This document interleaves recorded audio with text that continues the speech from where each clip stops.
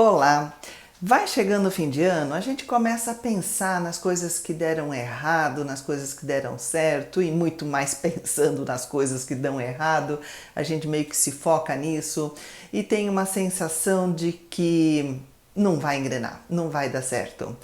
E foi pensando nisso que eu fiz hoje um levantamento das distorções cognitivas. Terapia cognitiva comportamental faz uma listagem de algumas distorções, de alguma forma mais específica que a gente costuma pensar e caminhar aqui os nossos pensamentos de uma forma distorcida, disfuncional, ou seja, não ajuda a gente. Então vou pontuar essas distorções para a gente prestar atenção nelas e identificar onde é que a gente se pega, o que, que a gente faz, porque aí ajuda a gente a dar uma corrigida nisso.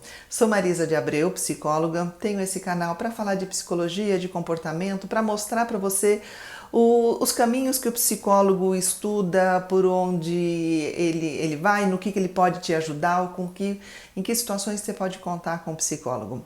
Eu mesma não atendo, mas eu apresento o meu site, tem uma equipe bacana, o link está aqui, ou aqui pela WhatsApp você pode pegar as informações também.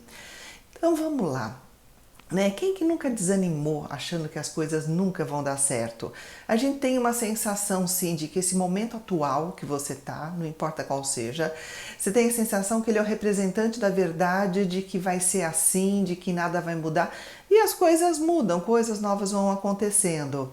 E isso acontece por conta de algumas características que o ser humano tem. Claro que não é todo mundo que entra nesse modo de pensar, de todos esses modos de pensar, mas de uma forma geral é possível que um momento ou outro tenha imperado aqui uma dessas distorções. A primeira delas é a personalização.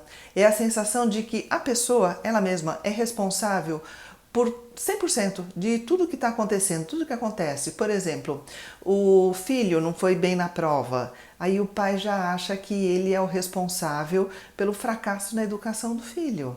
Ele devia ter feito outra coisa, ele como pai é o responsável total. Não, cada pessoa tem sua parcela, tem sua personalidade, tem o tanto que ele faz as coisas por ele mesmo, tem uma certa parcela, mas nunca é 100%. Dei esse exemplo de filho, mas às vezes acontece isso com relação a amigo, deu alguma coisa errada com amigo, com namorado, com marido, fala,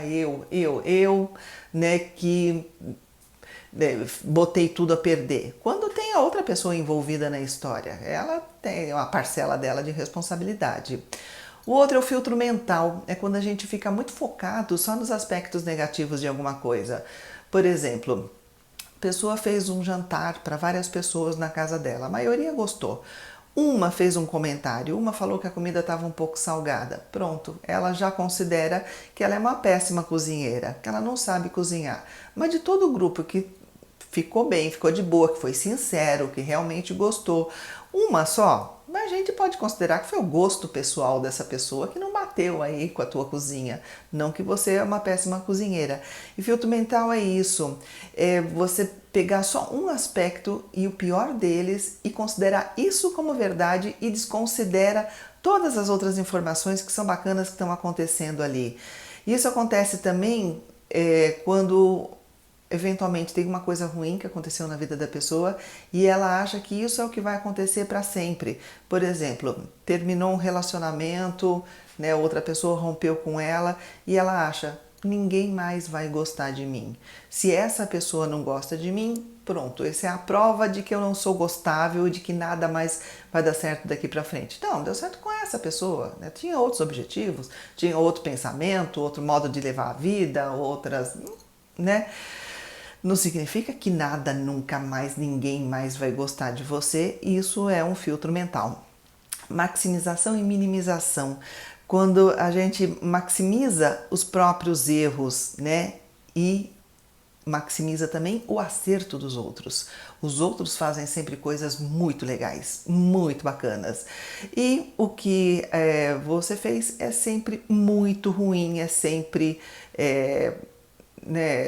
nunca tem importância o que você faz, importante é o que o outro fez, que ele fez muito bem e você faz muito mal as coisas. Tem a ver também com se comparar essa história. O pensamento dicotômico é quando a pessoa considera tudo ou verdadeiro ou falso, ou sim ou não.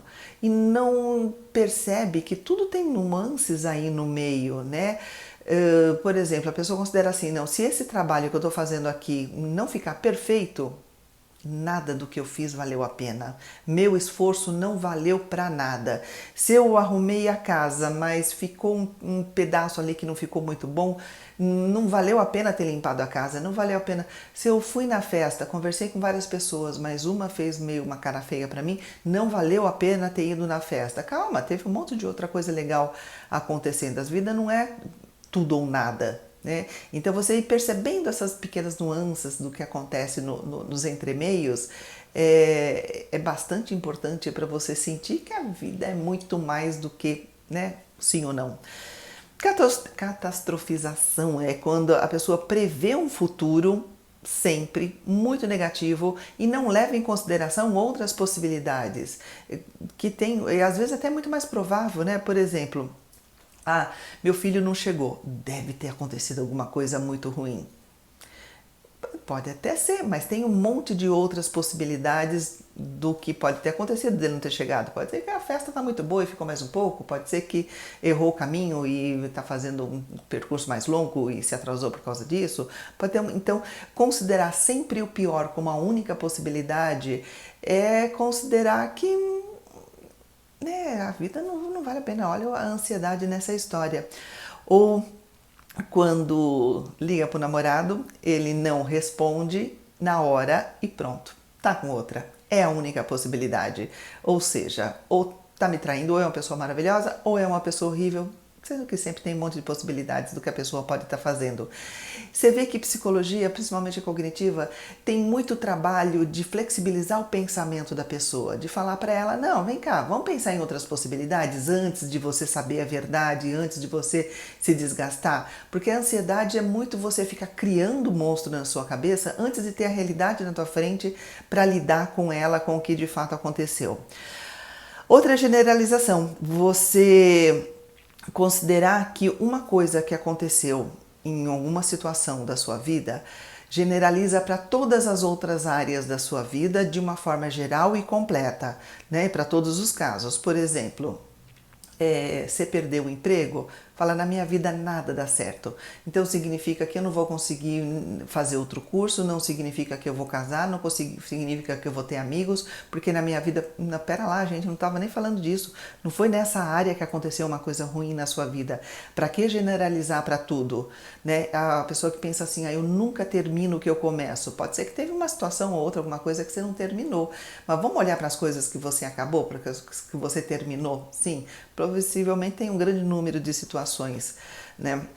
Não dormi bem ontem, então minha insônia vai ser eterna. Nunca mais eu vou conseguir dormir. Isso é generalizar, né? Considerar que uma coisa que aconteceu hoje vai acontecer para sempre, todos os outros dias. Raciocínio emocional é quando você considera demais o teu sentimento como uma verdade. Eu me sinto incompetente, então significa que eu sou incompetente.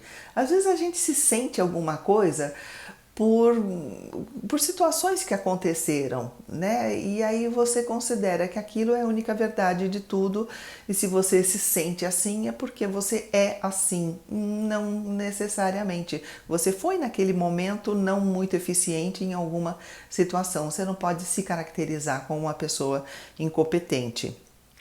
A afirmação do eu deveria, né? Eu deveria fazer. Você colocar muitas ordens, muitas regras no mundo muito rígida,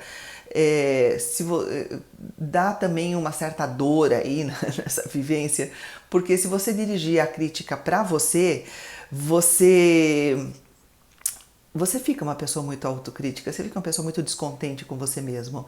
E se você dirigir esse eu deveria, né, para o outro, aí promove muito sentimento de raiva, muita agressão, porque o outro deveria ter feito isso, o outro deveria, né, o outro deveria me tratar bem, o outro deveria me considerar.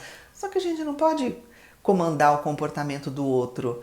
Então, dá uma reavaliada nos nossos eu deveria fazer, o outro deveria fazer, para tirar um pouquinho tanto dessa autocrítica, essa autorraiva, né, voltada para a gente mesmo ou voltada para as outras pessoas, e sentir que as pessoas não são, né, tão à risca dentro do que você quer. Às vezes você quer muito uma coisa que nem é o melhor. Às vezes a pessoa não é exatamente aquilo que você quer, mas do jeito que ela está sendo também não está tão ruim, né? Mas de alguma forma você botou uma regra, uma lei aí de como as coisas têm que ser.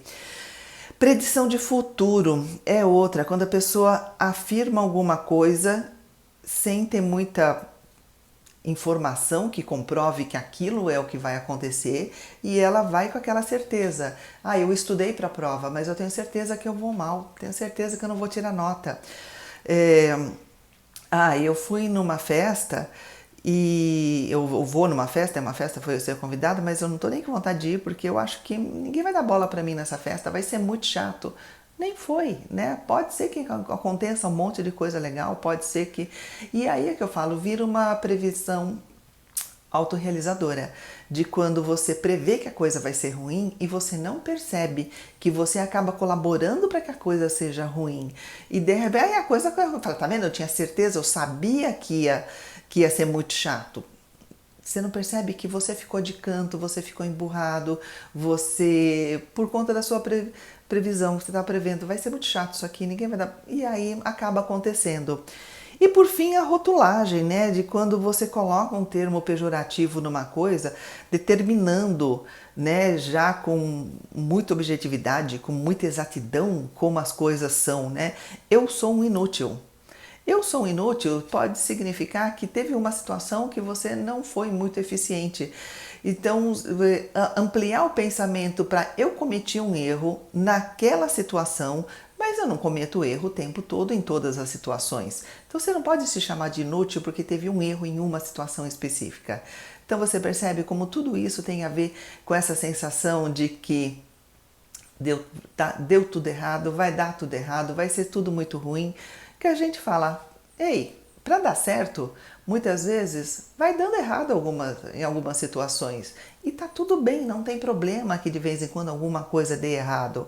Tanto te serve de aprendizado, como te serve para você observar que se alguma coisa der errado, tem outras que dão certo também. Então vamos focar nas que dão certo para incrementar essas, para aprender com essas, para ver qual é o caminho que você tem que continuar seguindo. Isso é bem importante. E se sozinho tá difícil? Pensa no psicólogo para te acompanhar, para fazer esse trabalho de flexibilização mental, de se ver de uma forma diferente e conseguir ir para um caminho que vai te dar um resultado bem mais bacana. Obrigada por me ouvir.